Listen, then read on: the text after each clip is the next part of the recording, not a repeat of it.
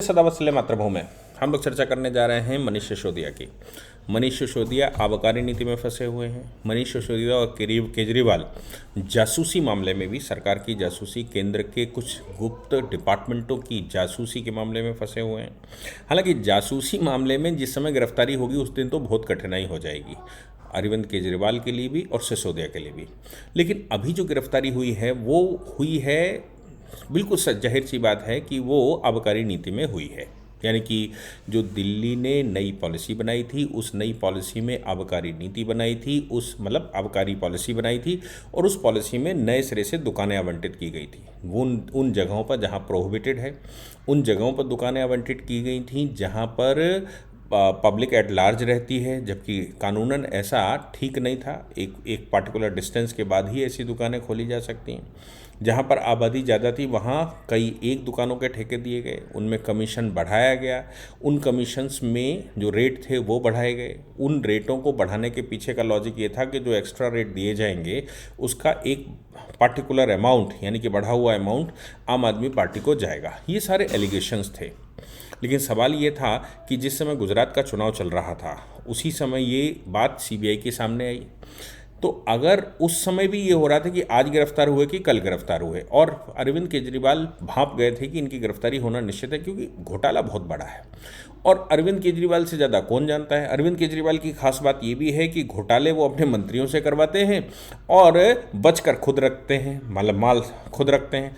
इसलिए उनके ज़्यादातर मंत्री कोई राशन कार्ड बनवाने में रेप करने के मामले में अंदर है, कोई अपनी मार्कशीट गलत लगाने के मामले में अंदर है, तो कोई अपनी पत्नी को सताने के मामले में अंदर है, तो कोई चीटिंग के मामले में अंदर है, कोई फिनेंशियल इरेगुलेशन के मामले में अंदर है, तो कोई संपत्ति के अर्जन में अंदर है। और मजे की बात यह है कि सत्येंद्र जैन जैसे लोग मिनिस्टर भी हैं। सीबीआई ने लंबे समय तक सिसोदिया से जानकारी ली। सिसोदिया के जो सचिव थे, अब बड़े ध्यान से सुनिएगा, मैं नाम डिस्क्लोज करना उचित नहीं समझता। सिसोदिया के सचिव जो कि दिल्ली अंडमान निकोबार कैडर के अधिकारी हैं, उनको पहले सीबीआई ने गिरफ्तार किया था। कुछ दिन पहले उनको बुलाया था, नोटिस किया था और उनसे बातचीत की थी। उस व्यक्ति ने, जो इनका अपना सचिव था, मतलब मंत्रालय का सचिव था एक्साइज का, उस व्यक्ति ने सारे खुलासे किए। उन खुलासों के बाद मामला सीबीआई के हाथ में लगा, ऐसा कहा जाता है। और ये भी उन्होंने बताया कि भाई कैसे अरविंद केजरीवाल के साथ बैठकर क्या क्या हुआ। यानी कि वो अधिकारी जो कि मनीष सिसोदिया का सेक्रेटरी था, उस पर सीबीआई ने पहले वार्ता की थी कि नहीं की थी मुझे पता नहीं है, लेकिन ये निश्चित है कि उस व्यक्ति ने डिस्क्लोज किया है। उसके बाद सिसोदिया को बुलाया गया, सिसोदिया से बात करने की कोशिश की गई। तो मनीष सिसोदिया को ये लगा कि जिस समय गुजरात चुनाव था उस समय सीबीआई ने बुलाया था, तो इन्होंने अवे तवे उल्टे सीधे जवाब दिए थे। अरविंद केजरीवाल ने तमाम तरह के प्रोटेस्ट करने चालू कर दिए थे और इनको लगा कि सीबीआई दबाव में आ गई थी, इसलिए इनको छोड़ दिया था, क्योंकि उस समय ही ये तय था कि गिरफ्तारी हो जाएगी। क्योंकि सीबीआई ने जो रिपोर्टें लगाई हैं उन रिपोर्टों में तो सारी चीज़ें खुलासा करके रखी हुई है। तो मनीष सिसोदिया को ये लगा, या अरविंद केजरीवाल को ये लगा कि एक पॉलिसी, दबाव की पॉलिसी, सरकार के ऊपर दबाव बनाओ, सरकार के मुखिया पर प्रश्न खड़े करो, नरेंद्र मोदी जी पर प्रश्न खड़े करो और सीबीआई को ट्विटर हैंडल की तरह, बीजेपी हैंडल की तरह दिखा दो। ऐसा करने पर ईडी और सीबीआई, ऐसा करने पर सारी उनकी समस्याएं सॉल्व हो जाती हैं। कहते हैं कि रायता फैला दो, रायता अगर फैल जाता है तो फिर बचाव हो जाता है। बिल्कुल वैसे ही जैसे जम्मू कश्मीर के मामले में जब भारत सरकार तैयारी कर रही थी तो इमरान खान पूरे विश्व में रायता फैला रहे थे। 370 जब डाइल्यूट किया, 35 कैपिटल ख़त्म किया, तो इमरान खान 370 के माध्यम से विश्व के लगभग सभी लीडरों से मिले थे और उनका जो इंटेंशन था वो सिर्फ इतना था कि कहीं पाक अकबर जम्मू कश्मीर पर भारत सरकार हमला न कर दे। इसलिए 370 का विरोध करते करते वो रायता फैला रहे थे और वो रायता सफल भी होता दिखाई दिया था। हालांकि उनके कारनामों की वजह से नहीं, उनकी तरफ से जो पॉलिसियां बनी, जिसमें CAA का विरोध भारत में शामिल था, जिसमें किसान आंदोलन शामिल था, जिसमें गलवान शामिल था। ऐसे भारत में कई एक कांड हो गए थे, हर बार हम पीछे हटे और ऊपर से विश्व समुदाय में रायता उन्होंने अलग से फैला रखा था। बिल्कुल उसी तर्ज पर अरविंद केजरीवाल ने जब रायता फैलाया तो उनको लगा कि सीबीआई रुक जाएगी। उस समय आपको याद है कि न्यूयॉर्क टाइम्स में एक आर्टिकल भी छपवाने की कोशिश की गई थी जो इंडिया वाले वर्जन पे था, और उसमें बेस्ट शिक्षा मंत्री की बात कही गई थी। और ये भाई बेस्ट शिक्षा मंत्री है तो ठीक है, मैं मान सकता हूँ कि शिक्षा मंत्री अच्छा है, लेकिन अच्छा आबकारी है क्या?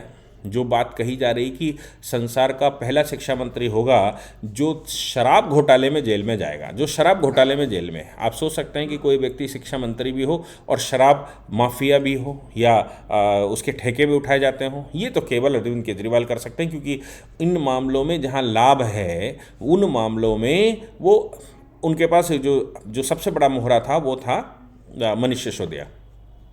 तो मनीष सिसोदिया के डिस्क्लोजर के बाद, जब मनीष सिसोदिया के सचिव के डिस्क्लोजर के बाद जब मनीष सिसोदिया से वार्ता करना शुरू किया था तो इन लोगों ने रायता फैलाना शुरू किया था और इनको लग रहा था कि बचा लेंगे। सीबीआई को चूंकि सेक्रेटरी पहले से सारे तथ्य दे चुका था, सीबीआई के पास सफिशिएंट मटेरियल था और गुजरात जैसा कोई चुनाव भी सामने नहीं था, जिसकी वजह से सीबीआई को बैकफुट पर यह सोचकर कि अगर सीबीआई गिरफ्तार करती है तो वो मोदी वर्सेस सिसोदिया मोदी की तरफ ले जाएंगे, ना कि सीबीआई की तरफ, तो उससे देश में माहौल ये ख़राब करने की कोशिश करेंगे। तो मुझे लगता है कि आज की तारीख में इन्होंने रायता फैलाया, ना ही कोई सामने अभी चुनाव दिखाई पड़ रहा है, और चुनाव तो हो गया नॉर्थ ईस्ट का, ना ही कोई चुनाव सामने दिखाई पड़ रहा है और ना ही कोई ऐसी संभावना दिखाई पड़ रही है। सीबीआई इनको गिरफ्तार कर लिया, बहुत देर तक 4-5 घंटे तक पूछताछ हुई, लेकिन जब कॉपरेट नहीं कर रहे थे, रायता फैला रहे थे, तो सीबीआई के पास या किसी भी एजेंसी के पास क्या उपाय है? किसी भी एजेंसी के पास एक उपाय तो ये है कि सोंटा लेकर मरना शुरू कर दे। दूसरा ये है कि अगर हम गिरफ्तार कर रहे हैं तो उस व्यक्ति को ले जाकर मैजिस्ट्रेट के सामने, जो सीबीआई का मैजिस्ट्रेट रहता है उसके सामने उसको उपस्थित करवाओ। ये स्पेशल सीजीएम रहेगा या स्पेशल जज रहता है, उसके सामने उपस्थित करवाया और 5 दिन की रिमांड मांग ली। अब सोचिए कि 5 दिन की रिमांड अगर मांग रहे हैं तो उसके लिए ग्राउंड बताने पड़े होंगे कि भाई हम क्यों रिमांड मांग रहे हैं। उसके लिए कुछ प्राइमा फेसाई ऑफेंस भी बताना पड़ेगा कि प्राइमा फेसाई ऑफेंस हुआ है। उसके लिए कुछ आपको लीडिंग डॉक्यूमेंट्स देने पड़ेंगे। जब कोर्ट प्राइमा फेसाई सेटिस्फाई हो जाएगी और ये मान लेगी कि वाकई में कुछ मामला तो है और इसकी इन्वेस्टिगेशन होनी चाहिए, तब कोर्ट उनकी रिमांड करता है। तो रिमांड दे दिया गया 5 दिन का। अब 4 मार्च तक के लिए ये रिमांड में है। अब वो रायता फैलाने की प्रक्रिया ये थी कि उसको और कैसे बड़ा किया जाए, तो देशव्यापी आंदोलन शुरू किया गया, पूरे देश भर में प्रदर्शन किए गए, भारतीय जनता पार्टी के कार्यालय को घेरा गया। अरे भैया, आप सीबीआई के कार्यालय को घेरते? भारतीय जनता पार्टी के कार्यालय को घेरा गया, तमाम तरह के जो अलग अलग संगठनात्मक उनके ऑफिसेस हैं उनको घेरा गया, दिल्ली की सड़कें बंद की गई और दिल्ली में ही उनका जोर है तो वहाँ किया। बाकी जगह तो कहीं 20 लोग इकट्ठे थे तो कहीं 25 लोग इकट्ठे थे, कोई फर्क देश भर में नहीं पड़ा। लेकिन हाँ, दिल्ली में चूंकि सरकार है इसलिए दिल्ली में कार्यकर्ता भी उनके पास हो सकता है, इसलिए ये फर्क पड़ना स्वाभाविक है। मनीष सिसोदिया से अब जब सवाल आया कि भाई आपने कस्टडी ले ली और आप उनसे उगलवाना चाहते हैं, तो वकीलों के तर्क समझिए। वकील ये कह रहे हैं कि there may not be any evidence that may be self discrimination. ये आर्टिकल 20 में एक प्रावधान है। आर्टिकल 20 का प्रावधान ये है कि कोई भी व्यक्ति अपने ही केस में गवाह नहीं हो सकता, मतलब अपने ही विरुद्ध गवाह नहीं हो सकता। बात बिल्कुल ठीक है, लेकिन इसमें जो और तर्क हैं वो ये हैं, ऑनरेबल कोर्ट ये कहता है बार बार कि अपने ही केस में गवाही तो नहीं करवाई जा सकती, अपने ही केस में साक्ष्य तो नहीं दिलवाए जा सकते, लेकिन उससे बात करके, उसके आइडियाज़ लेके, यहाँ तक कि नार्कोटिक टेस्ट करके, यहाँ तक कि उनके ब्लड सैंपल लेकर, उनके माइंड मैपिंग करके, ये सारे काम करवाए जा सकते हैं। और किसी व्यक्ति से पूछताछ करने में कोई बुराई नहीं है, किसी व्यक्ति से भी पूछताछ की जा सकती है। पूछताछ में उसको व्यापक जवाब भी देना पड़ेगा और पूछताछ में उसको सामने आना पड़ेगा। ये मुझे लगता है सीबीआई का कहना ये है, ये जो तर्क आ रहे हैं, सीबीआई का कहना ये है कि हम इनसे कुछ कबलवा नहीं, कोई कन्फेशन नहीं ले रहे इनका, हम ज़बरदस्ती कोई कन्फेशन नहीं ले रहे, लेकिन जो चीज़ें हुई हैं, जो डॉक्यूमेंट है, उसका एक्सप्लेनेशन तो यही करेंगे मिनिस्टर होने के नाते। और चूंकि डायरेक्ट इन्वॉल्व है इसलिए उसका एक्सप्लेनेशन कौन करेगा? अगर ये कॉपरेट नहीं करेंगे तो इन्वेस्टिगेशन कैसे कंप्लीट होगा? तो कॉपरेट करने के लिए इनको उनके जवाब देने पड़ेंगे। अब ये उसके जवाब ना देकर वहाँ डिप्टी सीएम नेस दिखा रहे हैं, भाई मोदी जी के ऊपर तमाम तरह के एलिगेशन लगे थे गुजरात में रहते हुए, तो उन्होंने सबको फेस किया था ना। 14-14 घंटे की इन्वेस्टिगेशन हुई, दिन भर की इन्वेस्टिगेशन हुई, मोदी जी ने फेस किया, अमित शाह जी ने फेस किया था। कोई धरने नहीं हुए, कोई प्रदर्शन नहीं हुए, कोई रहता नहीं फैला था, किसी के ऊपर कोई दबाव नहीं डाला गया था।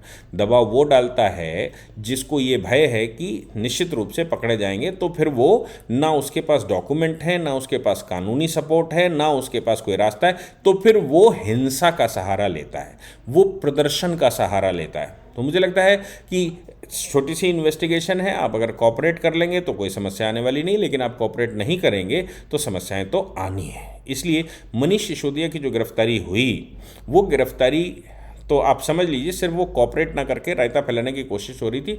और चूंकि मनीष सिसोदिया के जो सेक्रेटरी हैं उनके द्वारा एविडेंसेस दे दिए गए, उनके द्वारा चीज़ें दे दी गई हैं सीबीआई को, तो सीबीआई के पास सफिशिएंट मटेरियल हो गया है, उसके एक्सप्लेनेशन मनीष सिसोदिया से वो मांगने के लिए उनसे वार्ता कर रहे हैं। और 5 दिन की रिमांड कोर्ट ने 5 दिन की रिमांड का मतलब हो गया कोर्ट भी प्रीमा फेसाई सेटिस्फाई है कि इस पर और इन्वेस्टिगेशन होनी चाहिए और मनीष सिसोदिया के थ्रू वो खोला जा सकता है, इसलिए उनको रखा गया है। हालांकि ये सब उल्टी बातें ही कर रहे हैं, इसमें कोई शक ही नहीं है। देखते हैं क्या होता है। जय हिंद, जय भारत, वंदे मातरम।